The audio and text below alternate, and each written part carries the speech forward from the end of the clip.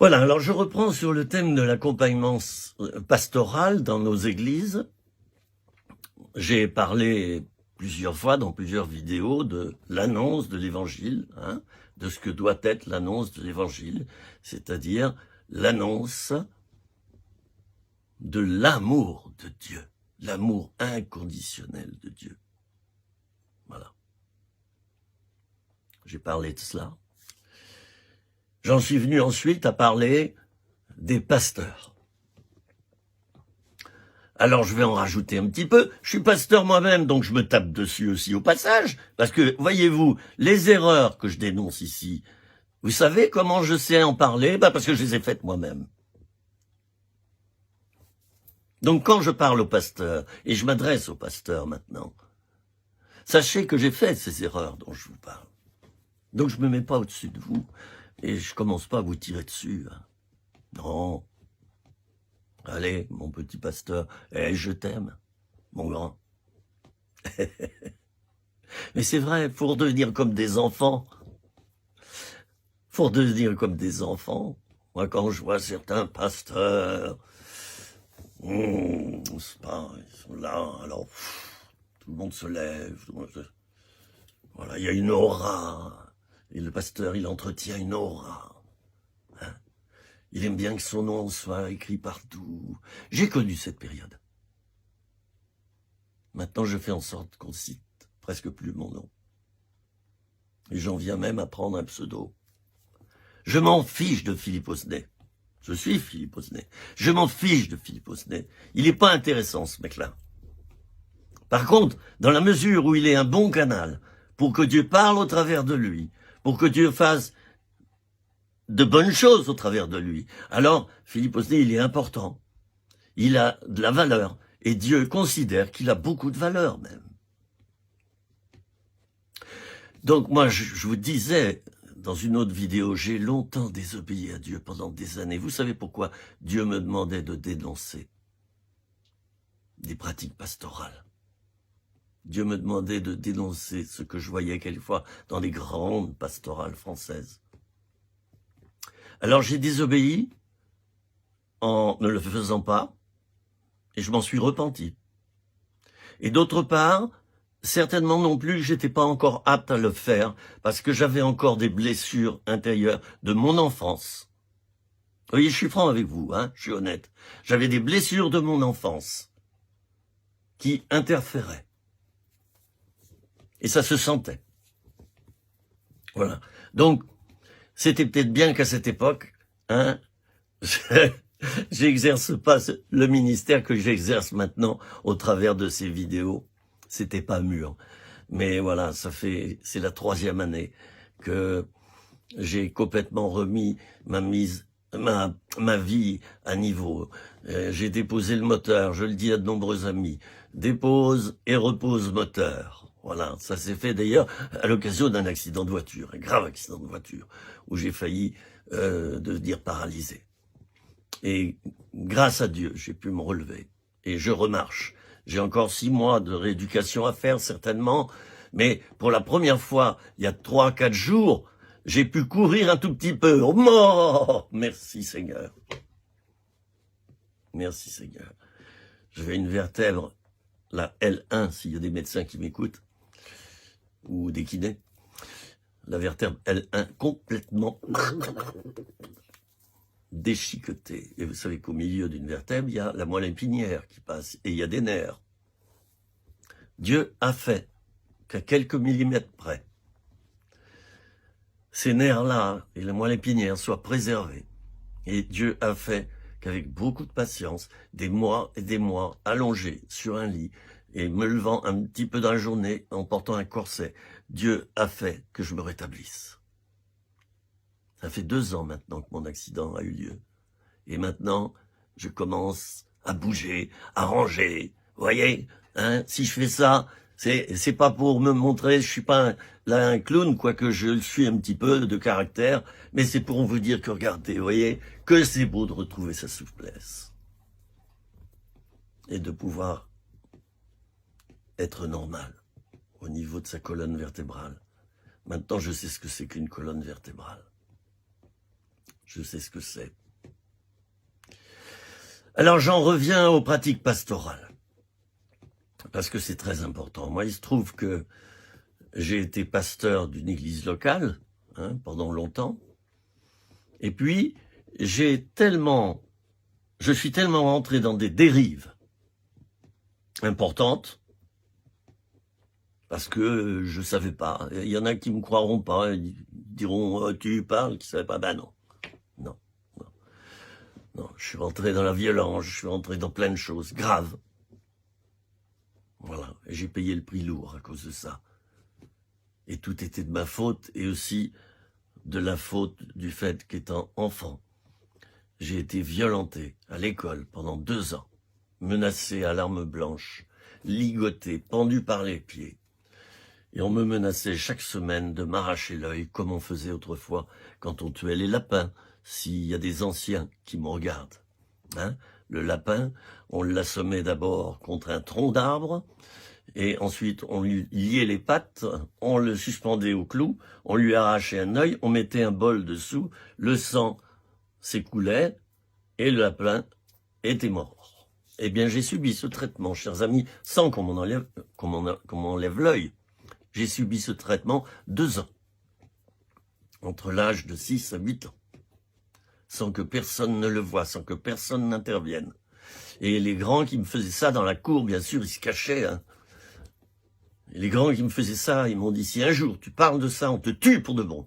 Alors, résultat, quand je sortais de l'école, vers 16h, 16h30, j'avais fait dans ma culotte. Et ma mère, qui venait me chercher en 2 chevaux.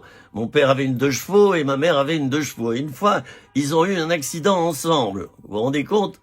Et puis, je me rappelle encore de cette histoire que, eh bien, mon père, il a pris la corde à linge qui était dans le coffre de la 2 chevaux de ma mère, qui avait été accidentée. Et puis, il a réussi à tirer la 2 chevaux de ma mère pour qu'on rentre à domicile, devant la maison. Et ensuite, les garagistes sont intervenus. Alors pendant 2 ans, j'ai vécu l'enfer de la violence scolaire. Chers amis, elle est, à l'heure actuelle, elle est à son apogée. Tiens, je ne sais pas si vous entendez des klaxons, j'enregistre un samedi après-midi, et il y a certainement un mariage dans mon village, là. Que Dieu bénisse les mariés. Alléluia. Oui, alors donc j'ai vécu des violences incroyables qui m'ont détruit. Violence, viol, tout ça c'est de la même famille, d'accord? Alors, des violences comme moi j'ai eu à l'école, ça m'a tué.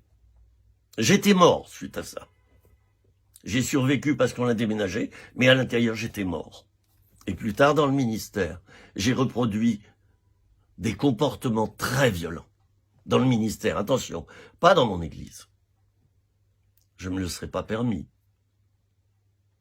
Mais dans un centre d'accueil que j'avais fondé, un centre d'accueil pour les toxicomanes, j'ai fait plusieurs fois un burn-out. À l'époque, on ne savait pas ce que c'était.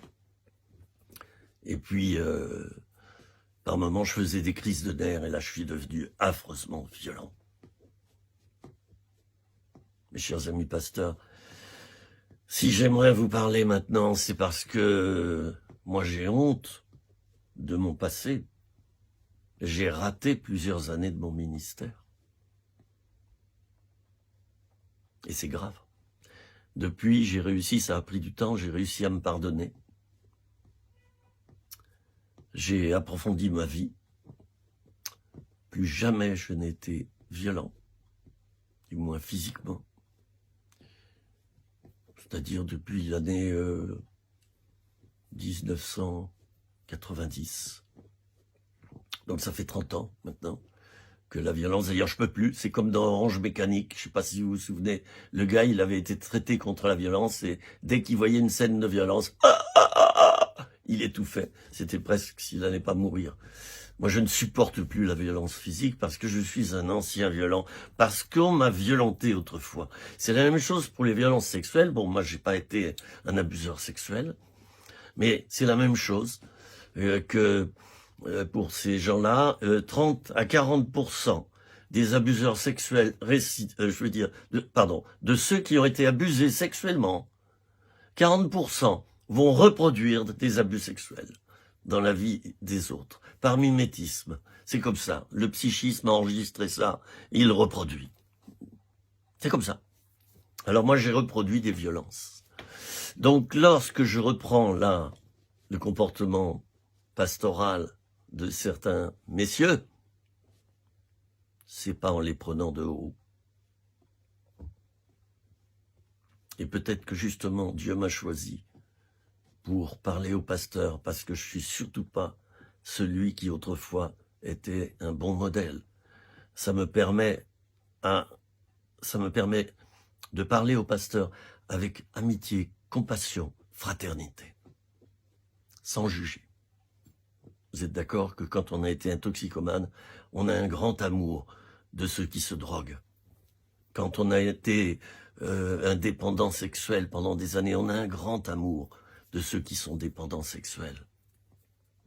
À l'heure actuelle, les dépendances sexuelles sont légion. Vous savez pourquoi? Parce que, tout simplement, Internet est à la maison, il est partout. Hein, par la fibre, maintenant, il y a un haut débit. Eh ben, presque tous les soirs, les jeunes, et même les couples mariés, les adultes, ils vont voir leurs films porno, et puis ils font des choses pendant ce temps-là. J'ai pas besoin de vous faire un dessin. Alors moi, Dieu m'a choisi pour être un instrument de délivrance pour tous ces gens-là, et je peux vous dire que j'ai été un instrument de centaines et de centaines de personnes comme ça, dont des pasteurs. Qui avaient une vie de débauche sexuelle. Parce qu'ils avaient encore des problèmes de l'enfance, des problèmes du passé qui n'étaient pas solutionnés. C'est facile de traiter de salopard un pasteur qui a eu des problèmes sexuels au cours de son ministère.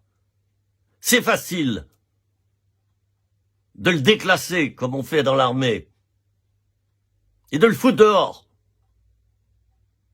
Oui, tu vas le tuer. Et tu vas tuer sa femme et ses enfants.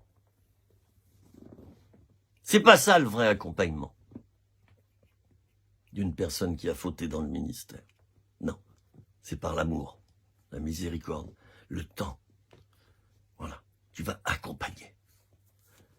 Tu vas aider la personne, essayer de trouver les racines qui ont fait que cet homme, dans le ministère, il a pourtant chuté. Il a chuté. Voilà.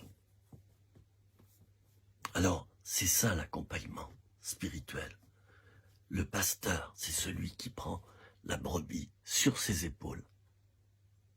Il délaisse 99 brebis, c'est-à-dire celles des églises.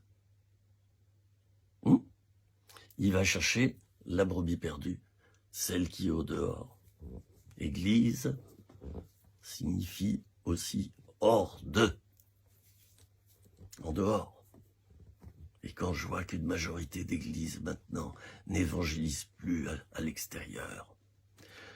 Il y a la bonne réunion d'évangélisation à 15h30. Soyez tous présents. Et chaque dimanche, enfin, en ce moment c'est la période du Covid, donc il y a moins ça. Et peut-être que c'est bien, je veux dire, je parle pas du Covid qui est bien, non.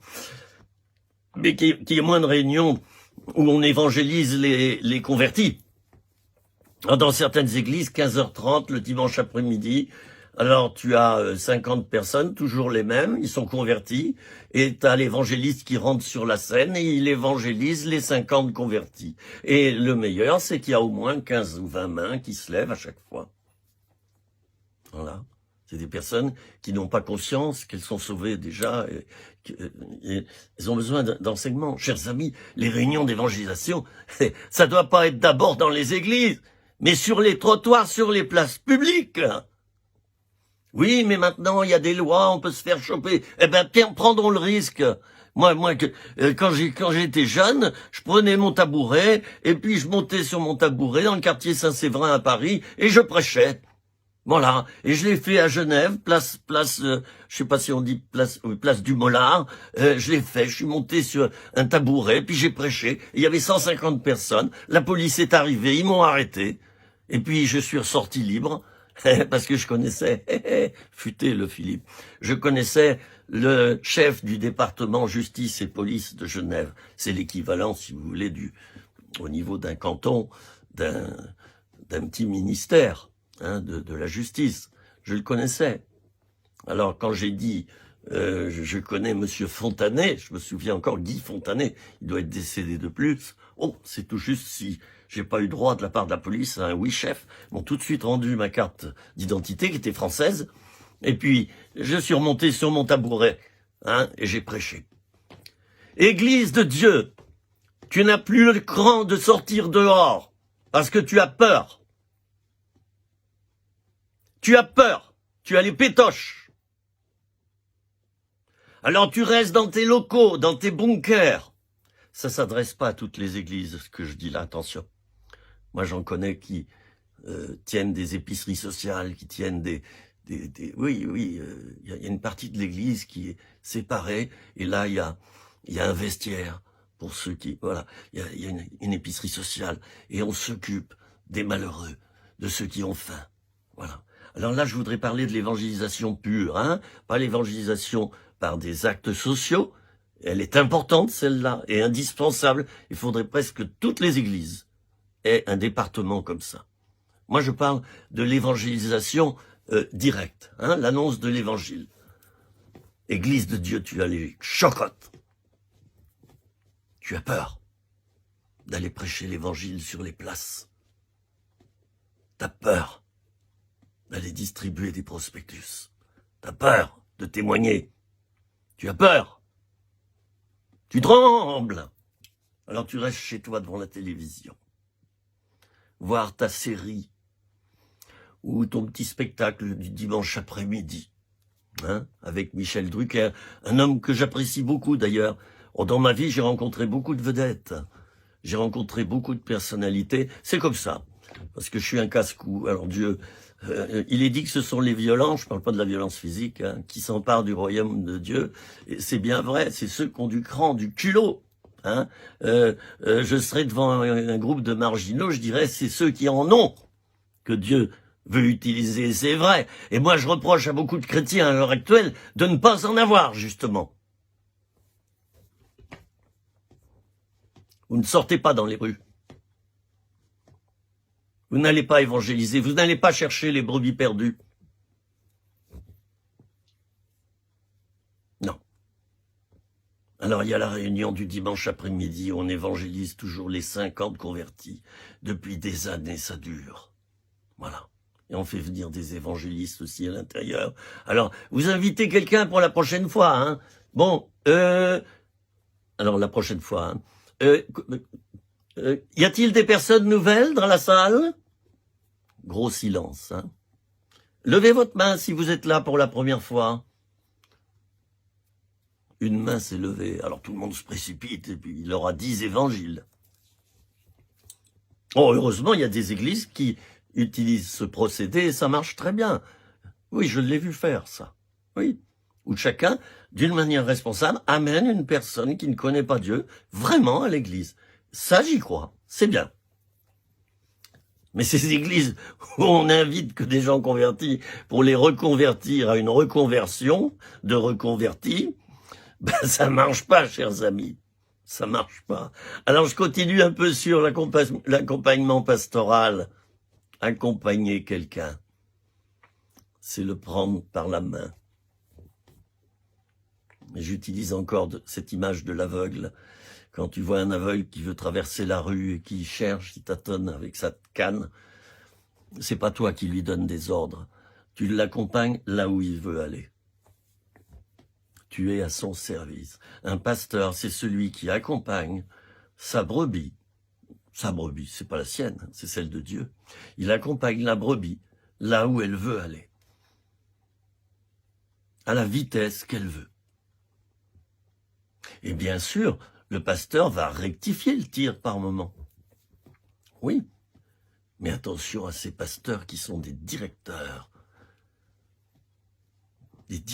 pasteurs, et qui mènent leur église comme des PDG de SARL.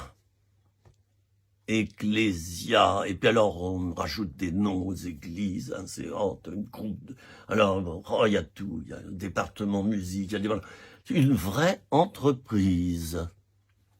Il y a celui qui actionne le bouton, pss, pss, il y a de la fumée hein, pendant la prédication, il y a de la fumée, hein, et les projecteurs, et les sonos, et on investit des milliers d'euros pendant que les gens se perdent. Et puis moi qui ai eu un ministère parmi les homosexuels, et ça continue un tout petit peu, j'en ai quelques-uns en écoute, hein, eh bien, le jour de la Gay Pride, hein, les chrétiens, j'en connais, qui seraient prêts à cracher par terre au passage de la Gay Pride. Moi, quand il y a la Gay Pride qui passe, je regarde, puis je me dis, voilà, des gens qui osent. Vous allez me dire, oui, mais oui, je connais ce que vous voulez dire. Mais ils osent affirmer leur différence. Toi, en tant que chrétien, est-ce que tu oses affirmer que tu es chrétien? Tiens, mon œil. Il était un temps où derrière les voitures, il y avait le poisson ictus. Vous vous souvenez de cette époque? Il y a 30 ans en arrière. Tous les chrétiens avaient ça. Et on se reconnaissait entre nous.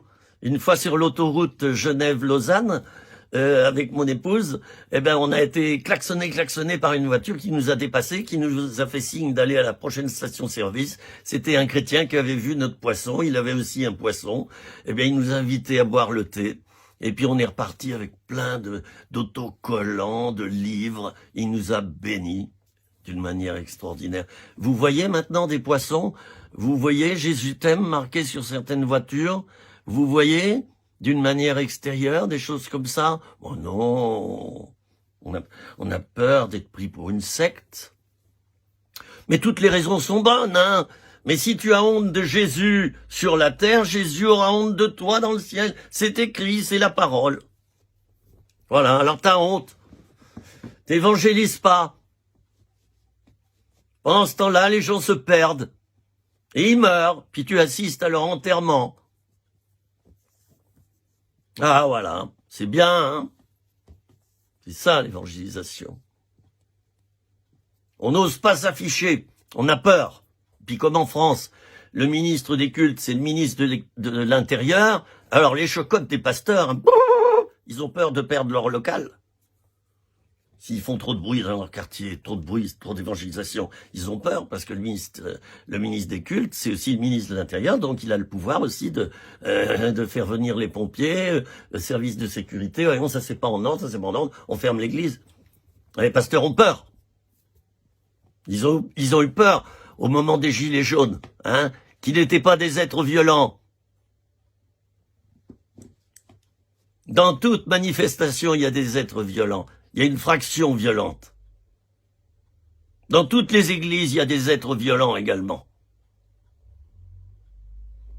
Dans toute manifestation, gilets jaunes ou tout ce que vous voulez, les manifs organisés par les syndicats, il y a toujours une fraction qui est violente. Les gilets jaunes étaient des êtres pacifiques qui ont dit trop c'est trop, la mondialisation est en train de nous tuer. La planète est en train de mourir. Les pauvres n'ont plus à manger. Les riches sont de plus en plus riches et les pauvres sont de plus en plus pauvres. On veut la démocratie. Voilà le message des gilets jaunes. On veut le RIC. Il y en a qui vont me dire que je sais que ça. Ben, ça veut dire que tu t'informes bien. Hein. Ah oui, mais je suis pas de ce monde, frère. Ah bon? Oh là là, alors tu flottes où, là? Oh, attends, je te cherche. Hein? Jésus, qu'est-ce qu'il a dit? Vous n'êtes plus de ce monde, mais vous êtes dans ce monde. Donc tu dois t'intégrer au monde. Tu dois te mélanger au monde. Moi, j'appelle ça l'incarnation. L'incarnation. Tu dois t'incarner dans ce monde. Alors moi, j'ai créé un groupe de gilets jaunes chrétiens évangéliques. Oh mon Dieu, qu'est-ce que j'avais pas fait ça là?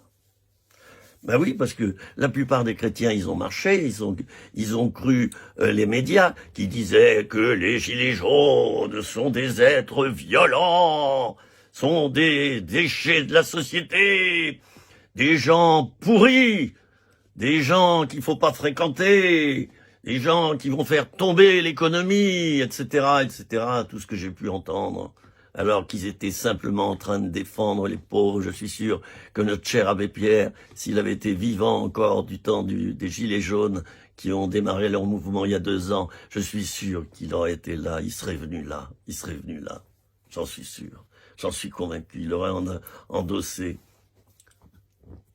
ce gilet jaune. Moi, je l'ai endossé. J'ai pas eu peur d'afficher sur mon Facebook, je suis un pasteur gilet jaune. Oui, je suis un gilet jaune. Ne t'en déplaise, mon ami pasteur. Hein? Tu veux me regarder de près? Tiens, vas-y, tu peux. Allez, regarde. Voilà. Tu verras ce que c'est qu'un gilet jaune, hein? C'est un défenseur du droit des pauvres. Et Jésus se serait mélangé au gilet jaune. Ah, puis j'ai lancé à Lyon l'opération Free Hugs.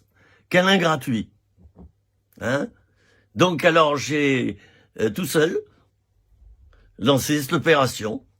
J'ai choisi un grand morceau de carton, j'ai marqué « Vous êtes super, câlin gratuit, Free Hugs », j'ai lancé ça, place Bellecour, voilà. Et puis par après-midi, je donnais de l'amour, au moins 300-400 personnes par après-midi, qui se jetaient contre moi pour recevoir un câlin. Et aux étudiants, je disais discrètement à l'oreille, « Tu vas réussir, tu fais des études? Oui, tu vas réussir. » J'encourageais. Le bilan, c'est quoi, hein? Oh, mais ça, ce sont des méthodes hindoues. L'évangélisation, c'est parler de Jésus, c'est pas faire ça. Ah bon, tiens. Et alors, quand le disciple Jean posait sa tête sur la poitrine de Jésus, hein? C'était hindou également? Espèce de banane. Je le dis avec beaucoup d'humour.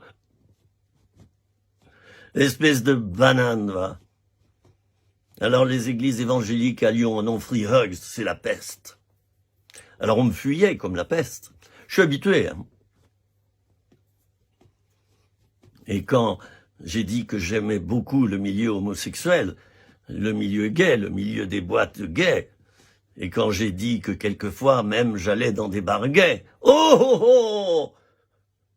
Les commentaires, vous savez quoi? C'est un faux pasteur. C'est un pasteur homosexuel qui va faire tomber tout ce que j'ai pu lire. Alors le meilleur, ça a été mes amis les pasteurs. Tap, tap, tap, tap, tap, tap, tap. Oh, c'est bien, frère. Le ministère que tu fais. Alors, on m'a imposé les mains.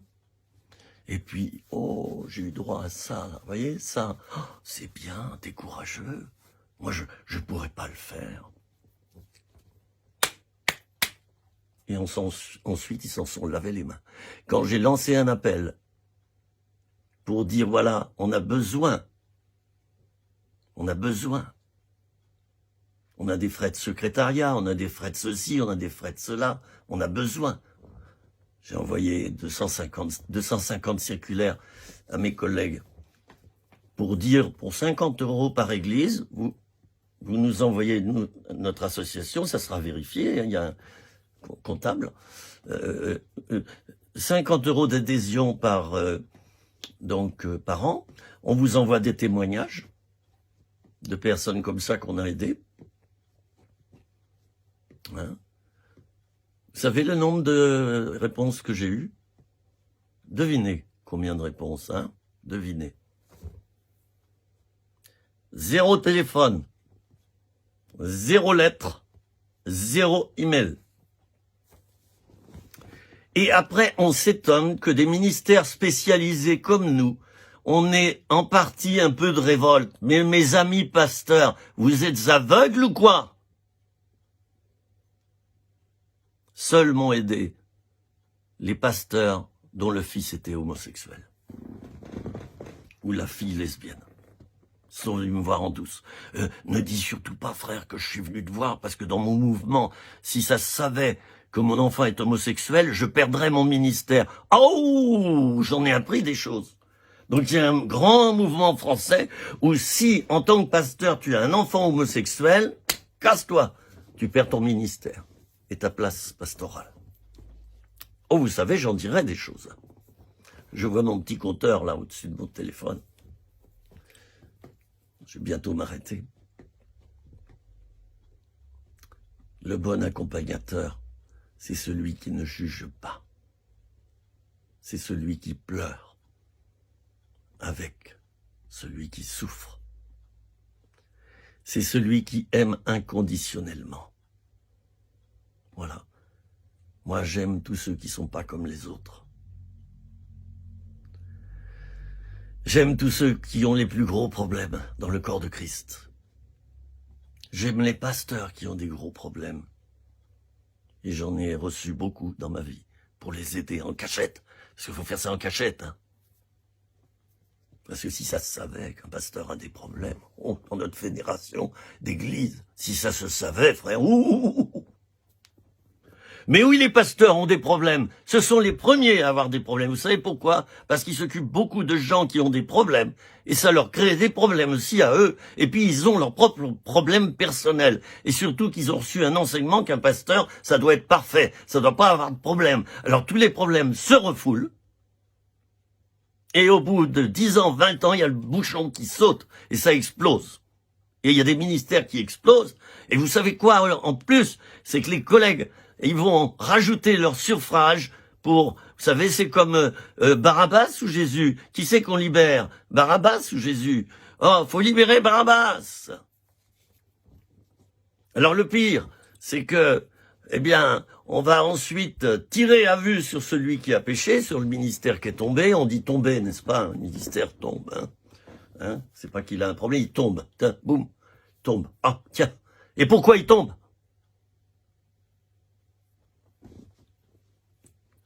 Il tombe parce que dans nos pastorales évangéliques, dans nos pastorales évangéliques, il y en a 2 grandes que je connais, qui ne m'invitent jamais d'ailleurs. J'ai écrit plusieurs fois pour recevoir l'invitation. J'y allais autrefois, j'y étais connu. Non, Philippe Osdet, riez des listes.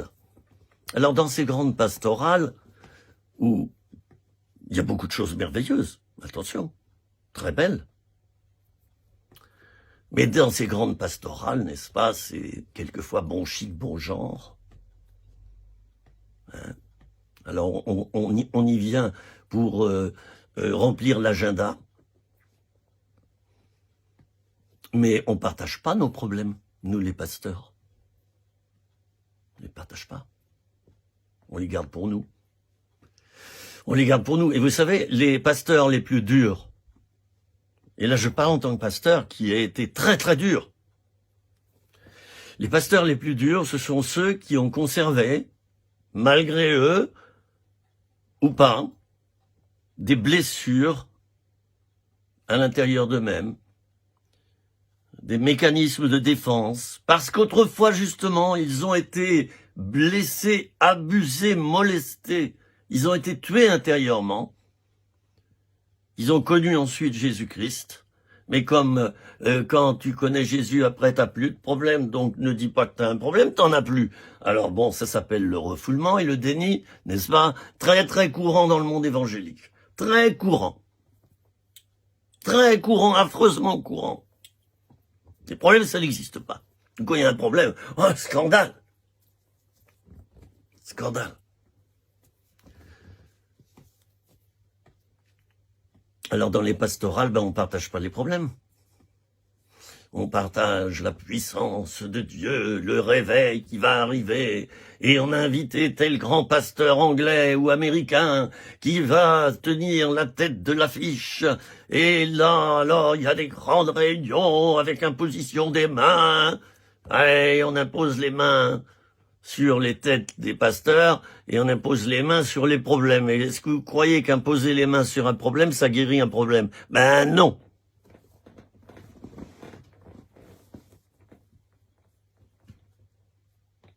Moi, ça fait des années, plusieurs dizaines d'années que je suis des personnes en accompagnement spirituel et psychologique. Les deux marchent de pair. Ne faites pas l'un sans l'autre. Parce que soit vous allez former des super spirituels, soit vous allez former des humanistes. Alors moi, je me suis occupé de tellement de personnes comme ça. J'ai appris les bonnes méthodes d'accompagnement et j'ai reconnu les fausses. Eh bien, dans nos églises, il y a beaucoup de fausses méthodes. L'impositionnite, hein, voilà. Impose les mains, Seigneur, je te prie. Mais tout ça, ça part de bons sentiments. Je ne me moque pas, comprenez bien. Jamais dans une de mes vidéos, même si j'ai l'air de me moquer, même si j'ai l'air d'être effronté, même si j'ai l'air d'en vouloir à quelqu'un, croyez bien que ce n'est pas le cas. J'ai vidé mon sac depuis longtemps. Et j'habite dans la montagne, c'est un régal. Il y a des troupeaux de moutons, il y a des brebis, il y a des vaches, il y a des... Je suis heureux ici. Je suis heureux. Puis j'ai pris le temps de vider complètement mon sac. 40 années de ministère, j'ai sorti toutes mes souffrances, mes douleurs, tout ça. J'ai changé beaucoup de choses en moi. Beaucoup de choses. Et j'avais des blessures cachées. Cachées. Je ne dirais pas lesquelles. Elles étaient invisibles. Souvent, on voit pas nos propres blessures. C'est là où est le problème. Alors, un pasteur, il se dit, ben, moi, ça va bien. Et en fait, il nous ment pas forcément. Mais il ne s'aperçoit pas qu'il a en lui encore des blessures qui forment écran. D'accord? Alors, j'ai pas ici un morceau de plexiglas, hein. Voilà. J'ai juste ça. Voyons. Oh, qu'est-ce que c'est marqué? C'est marqué. Rire tous les jours, s'entourer et profiter de ses amis, hein, chaque instant savourer la vie. Vous avez vu ça, je vous le mets, c'est parce que j'aime l'humour. Oui, bah ça forme un écran plexiglas. On s'aperçoit pas, mais on blesse les autres, et moi j'ai tellement blessé de gens aussi. J'ai aidé des gens à guérir de leurs blessures, mais je ne savais pas que j'avais encore des blessures psychologiques. C'était pas lié à des péchés, hein. Des blessures psychologiques. J'ai été délivré par un travail sur moi-même grâce à des conseillères qui se sont occupés de moi pendant 2 ans. Ils ont eu ça à cœur. Philippe, on t'aime, on va s'occuper de toi. Tu t'es occupé pendant 40 ans des autres, maintenant, à ton tour, on va s'occuper de toi. Et ils ont payé le prix, chers amis. Et vous avez devant vous maintenant un Philippe qui est ressuscité. Bon, je suis loin d'être parfait, hein. Mais vous savez, je me sens nettoyé, je me sens purifié. Et puis je suis heureux. Je suis heureux dans la présence du Seigneur, que je ne vois pas, qui fait jamais de bruit. Et je suis heureux avec lui. Et par téléphone, j'aide encore des centaines de personnes. On me téléphone de partout. Ben oui, parce que ça se sait quel ministère j'ai reçu, le ministère d'accompagnement, de discernement, auprès des personnes en grande souffrance. Alors j'ai des mamans en pleurs qui me téléphonent et qui me disent mon pasteur a dit que je suis très dépressive et qu'il faut que j'arrête de prendre mes médicaments, et si je suis très dépressive, c'est parce que je suis pas en ordre. Voilà. Mais en une demi-heure, j'ai retourné la crêpe. J'ai dit la dépression, c'est une maladie, premièrement. Deuxièmement, ma sœur, même si vous aviez des péchés, je vois pas un Dieu qui va vous punir par la dépression ou par je sais pas quoi. Hein, non, Dieu n'est pas comme ça. Dieu est un pédagogue. Il avertit. Voilà. Et depuis qu'elle sait qu'elle est malade, hein, eh bien, elle a repris ses traitements. C'est très dangereux. Il y a des pasteurs qui disent faut tout arrêter. Hein, allez, on va jeter ça. Oui, ça se fait encore. Mais l'ordre des médecins, d'ailleurs, oulala. Ces pasteurs, ils risquent gros, hein. Ils risquent la prison. Alors, on traite les problèmes comme ça. L'impositionnite, l'onctionnite, la confessionnite, de versets bibliques. Non, mais je plaisante encore. C'est important de confesser la parole de Dieu. C'est très, très important. Mais ce que je suis en train de dire, c'est que, et je termine encore là, cette vidéo, c'est que nous, les pasteurs, si nous voulons que le réveil arrive en France, et là, c'est une voix prophétique qui vous le dit, il nous faut d'abord laver notre linge sale. Il nous faut d'abord guérir. La plupart des pasteurs que je connais dans les grandes pastorales ou les petites pastorales sont encore des gens très blessés, comme moi j'étais, et qui portent en eux encore de gros problèmes psychologiques. Gros problèmes psychologiques. Alors après, on s'étonne quand il y a un pasteur qui se suicide, ou quand il y a un pasteur dont le fils se suicide. Vous savez, en 40 ans, j'en ai entendu de toutes les couleurs. J'ai pleuré très souvent, et ça a touché le cœur de Dieu. Et le Seigneur m'a dit, je te choisis. Je te choisis. Tu vas aller porter le salut à ces gens-là. Je te choisis pour aller panser leurs plaies. Tu vas être leur bon samaritain. Tu vas pas être comme le lévite, le prêtre. Tu vas pas être comme tous ces gens-là qui passaient sur le sentier. Mais je te choisis pour aller là où ils sont. Alors je suis allé là où il y a des drogués, dans leur maison. On disait quelquefois, tu veux une ligne de cocaïne? Non, écoute, t'es bien sympa, mais moi j'en consomme pas. Et je suis resté là. Je suis allé dans des bars gays, et je suis resté là. Je suis allé partout, dans les lieux de péché. C'est là que doit être l'église, mon petit canard. Mon cher pasteur. Mon cher pasteur. Tu fréquentes ta chaire de prédication, hein? Ton pupitre. Tu fréquentes, hein? Est-ce que tu vas de temps en temps dans des lieux où il y a les pécheurs? Hein? C'est là ta place. Le pasteur, c'est celui qui va chercher la brebis perdue. C'est aussi beaucoup l'évangéliste. En premier. Le pasteur, c'est celui qui panse les plaies. Mais un pasteur blessé, comment pourrait-il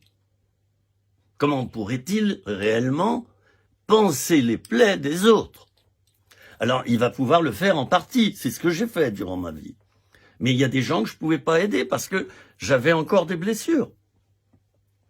Et ça a bloqué chez certains. J'ai bloqué certains. Oui, j'ai fait des erreurs. Mais maintenant que j'ai pu vider, vous savez, j'ai fait la grande vidange dans ma vie, je suis prêt pour un second ministère qui s'annonce bien, pour lequel je demande beaucoup de protection et beaucoup de prières. J'ai des conseillers de prière maintenant, j'ai une équipe qui m'entoure, secrètement. Et c'est reparti mon kiki, pour un ministère qui va pas être facile cette fois-ci, parce que Dieu m'appelle à dénoncer. Non pas des personnes. Non. Non. Des pratiques pastorales fausses. Des modes évangéliques fausses. Des visions qui sont seulement à court terme, au lieu d'être à moyen et long terme. C'est bien beau de créer une association, mais qu'est-ce que ça donnera dans 15 ans ou 20 ans? C'est bien beau de créer une église, mais dans 20 ans, 30 ans, qu'est-ce qu'elle sera devenue, ton église? Beaucoup de pasteurs ont des visions à court terme. Voilà ce qui coince également. Alors, ils font marcher la chose. C'est l'entreprise. SARL. Faut être coché. Allez, avance. Alors, qu'est-ce que c'est que ça? Il n'y a pas assez de chrétiens ici. Il y a des bancs qui sont vides. Oh, j'ai entendu ça encore il n'y a pas longtemps. Comment se fait-il qu'il y a... c'était avant le Covid, hein, parce que là, c'est normal qu'il y a des chaises qui soient vides. Mais qu'est-ce que j'ai pu assister à des choses. Et alors le mieux, ce sont les pasteurs qui m'invitaient puis qui me prenaient à l'écart avant dans leur bureau. Tu sais, chez nous, faut pas dire ça, ça, ça et ça. Surtout pas le dire. Hein? Voilà. Nous, on croit ça, ça, ça, mais ça, ça, ça. Non, non, non, non, non, non, non. Donc, ne prêche pas là-dessus. Hein? Et puis, ne fais pas un appel pour ceci, cela, parce que c'est voilà. Voilà. Ces pasteurs avaient un gros rouleau de scotch dans leur poche. Vous voyez, c'est pas du scotch. Si, tiens, j'en ai là. Oh, bah, ça tombe bien. Regardez, voilà. Hein, vous voyez, c'est équipé. Hein. Voilà, le rouleau de scotch. Hein. Oui. Ça, c'est pour lier les mains, ça. Vous voyez, c'est plus solide. Voilà. On t'invite comme ministère. Puis t'as pas le droit d'exercer pleinement ton ministère parce qu'on te dicte ce que tu dois dire avant. Ça, je l'ai vu combien de fois. Et j'ai vu aussi d'autres choses absolument sensationnelles, des pasteurs qui me prenaient dans leurs bras, qui disaient « Philippe, tu fais un travail formidable. Ici, t'es chez toi. Prends tout le temps que tu veux pour ta prédication. Exerce tout ton ministère. Tout ce que Dieu va te montrer, fais-le. On te bénit. » Et j'ai vu des églises inverses, dont les pasteurs se moquaient de moi, parce que j'allais dans les petites églises. Ah, tu visites les petites églises, c'est bien, frère. Sous-entendu, nous, c'est l'opulence chez nous. On est une grande église, on est très spirituel. Va visiter les petites églises, va les visiter les petites églises. Elles ont bien besoin pour grandir. Sous-entendu, pour devenir comme nous. Mamma mia. Il y a des claques qui se perdent, je le dis avec beaucoup de gentillesse. Il y a des pasteurs qui auraient besoin, et moi j'en avais besoin aussi autrefois, j'aurais besoin qu'on leur tire les oreilles un petit peu là. Ah, tu crois que tu es spirituel à cause du grand nombre de personnes que tu as dans ton assemblée? Ben alors là tu te fourvoies, Tu te fourvoies complètement. J'aurais tellement de choses à dire, alors je les dirai. Mais toujours dans l'amour. Et je terminerai par la prière avec beaucoup d'amour. Car sans amour, dit l'apôtre Paul, c'est une cymbale qui retentit, Philippe Ozonnet. Si tu juges, tu es pire que ceux que tu juges. Moi, je n'ai jugé personne là. Mais vous savez, Dieu me donne un nouveau ministère où il va falloir que je dénonce ce qui se passe dans le corps de Christ à l'heure actuelle, dans nos églises évangéliques, y compris dans les hauts sommets d'organismes que je ne nommerai pas, qui ne sont plus la voix du Seigneur Jésus, qui ne font pas de communiqué pour dénoncer le péché, mais qui vont se présenter devant les autorités. Voilà, je suis le président de machin. Voilà, voilà.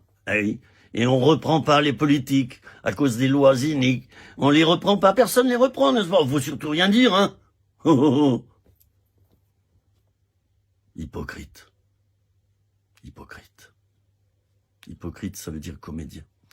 De même que quand Jésus disait « Malheur à vous, scribes et pharisiens, hypocrites, malheur à vous », si on étudie dans les textes, ce que ça veut dire, c'est « Malheureux êtes-vous ». On croit que c'est une malédiction que Jésus jetait sur ces gens-là. Non, Jésus ne maudit personne. Il ne maudit personne. Ça veut dire « Malheureux êtes-vous ». Ça veut dire « Qu'est-ce que je vous plains ?» Malheureux êtes-vous les riches. Votre fric, il est pourri. Votre flouze, il est naze.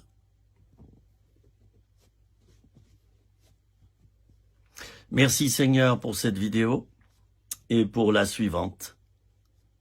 Et de continuer à parler au peuple de Dieu que j'aime tellement. Que j'aime tellement. Sois béni mon frère ou ma sœur qui a écouté cette vidéo partiellement ou entièrement. Et puis j'espère qu'elle aura servi à quelque chose. Allez, à bientôt.